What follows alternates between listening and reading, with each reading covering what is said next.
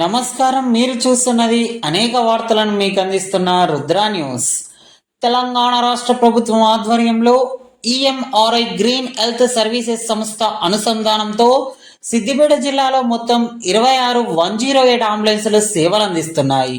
సిద్దిపేట జిల్లా హుస్నాబాద్లోని 2 108 అత్యవసర సేవల అంబులెన్స్లను మరియు 102 అమ్మ ఒడి వాహనాన్ని సోమవారం రోజున సంస్థ తరపున అధికారి కిషోర్, రాష్ట్ర నాణ్యత విభాగ శాఖ తనిఖీ అధికారి, ఉమ్మడి జిల్లా ప్రోగ్రామ్ మేనేజర్ షేక్ జాన్ షాహిద్ మరియు జిల్లా మేనేజర్ హరిరామకృష్ణలు ఆకస్మిక తనిఖీలు నిర్వహించారు.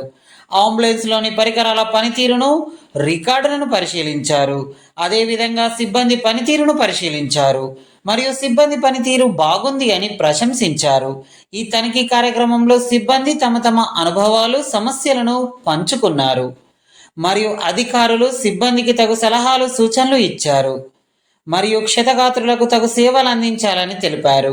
అత్యవసర సమయంలో నిర్లక్ష్యం చేయకూడదని సూచించారు. ఈ కార్యక్రమంలో అంబులెన్స్ల సిబ్బంది తదితరులు పాల్గొన్నారు.